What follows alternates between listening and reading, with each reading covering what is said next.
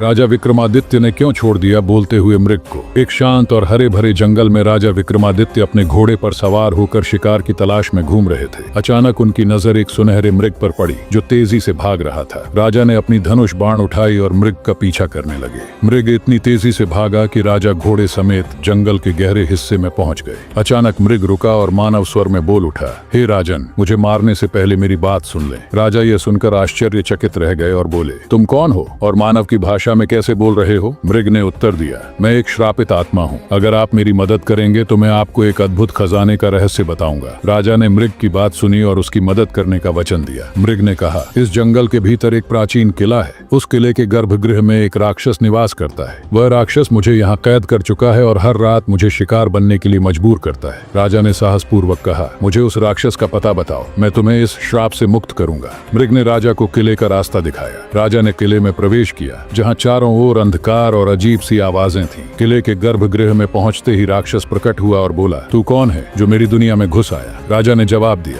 मैं राजा विक्रमादित्य हूँ और मैं यहाँ इस निर्दोष आत्मा को मुक्त करने आया हूँ। राक्षस हंसते हुए बोला, अगर तू मुझे हराने में सक्षम हुआ तो ही मैं मृग को मुक्त करूंगा। राजा और राक्षस के बीच भयंकर युद्ध हुआ। अंत में राजा ने अपनी चतुराई और साहस से राक्षस को परास्त कर दिया। राक्षस ने हार मान ली और मृग को मुक्त कर दिया। मृग ने मानव रूप धारण किया और राजा को धन्यवाद दिया। उसने राजा को किले में छुपे खजाने का पता बताया। राजा ने उस खजाने का द्वार खोला जहां अद्भुत रत्न और स्वर्ण भरे हुए थे। राजा ने कहा, यह खजाना अब मेरी प्रजा की भलाई के लिए उपयोग होगा। किले से बाहर निकलने पर राजा ने देखा कि जंगल में सूर्य की रोशनी फैल चुकी थी। मृग, जो अब मानव रूप में था, राजा को आशीर्वाद देकर अदृश्य हो गया। राजा ने खजाना लेकर अपनी राजधानी का रुख किया और अपनी प्रजा के लिए कई कल्याणकारी कार्य किए। इस प्रकार राजा विक्रमादित्य ने अपनी बहादुरी और दयालुता से एक और महान कार्य पूरा किया। राजा विक्रमादित्य खजाने को लेकर राजधानी की ओर जा रहे थे, लेकिन तभी रास्ते में घना कोहरा छा गया। कोहरे के बीच से अचानक एक आवाज आई, राजन, तुम जो खजाना ले जा रहे हो वह श्रापित है। राजा ने कड़क आवाज में पूछा,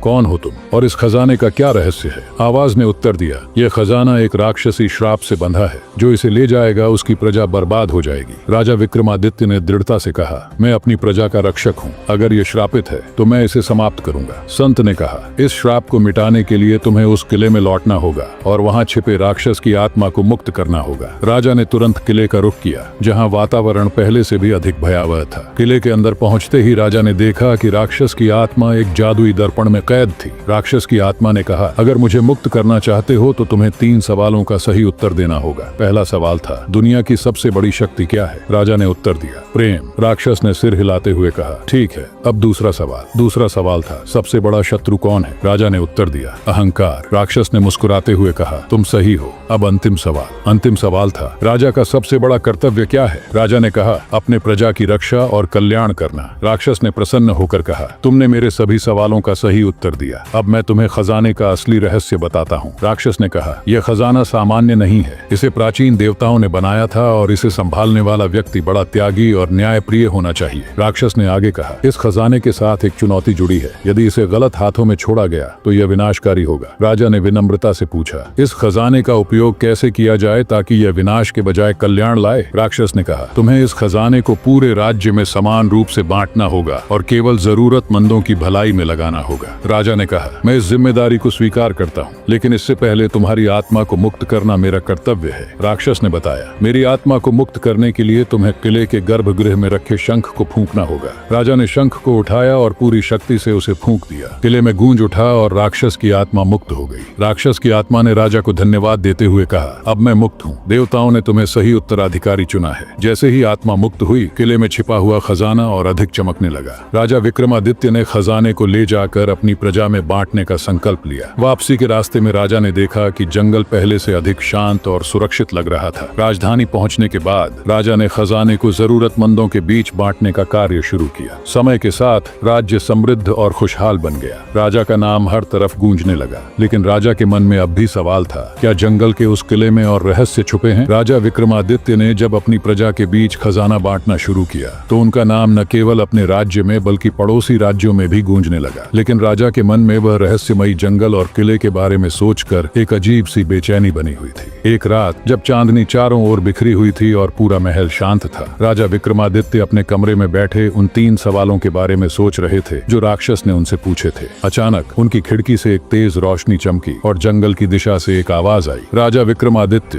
तुम्हारा काम अभी पूरा नहीं हुआ है। राजा ने बिना समय गंवाए अपनी तलवार उठाई और अपने घोड़े पर सवार होकर जंगल की ओर बढ़ गए। इस बार जंगल पहले से भी ज्यादा रहस्यमयी और खामोश लग रहा था, जैसे कोई बड़ा राज उसे छुपा रहा हो। जंगल के बीचों बीच पहुंचते ही राजा को एक नई आकृति दिखाई दी। यह एक चमचमाते कवच में एक योद्धा था जो किले के द्वार पर खड़ा था और राजा का इंतजार कर रहा था। योद्धा ने कहा, राजा विक्रमादित्य, इस किले के रहस्यों को जानने के लिए तुम्हें मुझसे युद्ध करना होगा। जो इस द्वार से गुजरना चाहता है उसे अपनी बहादुरी और बुद्धिमानी साबित करनी होगी। राजा विक्रमादित्य ने तलवार निकाली और बिना कोई देरी किए योद्धा के सामने खड़े हो गए। दोनों के बीच ऐसा घमासान युद्ध हुआ कि तलवारों की चमक से जंगल भी रोशन हो उठा। लंबे समय तक चले इस युद्ध में राजा ने अपनी सूझबूझ और रणनीति से योद्धा को हराया। हारने के बाद योद्धा ने मुस्कुराते हुए कहा, तुमने साबित कर दिया कि तुम न केवल बहादुर हो बल्कि न्यायप्रिय भी हो। अब तुम मंदिर के अंदर जा सकते हो। जैसे ही राजा ने किले का द्वार खोला, अंदर का दृश्य देखकर वह हैरान रह गए। वहाँ सोने और चांदी के साथ कई रहस्यमयी वस्त्र, जादुई औजार और प्राचीन ग्रंथ रखे हुए थे। राजा ने उन प्राचीन ग्रंथों को पढ़ना शुरू किया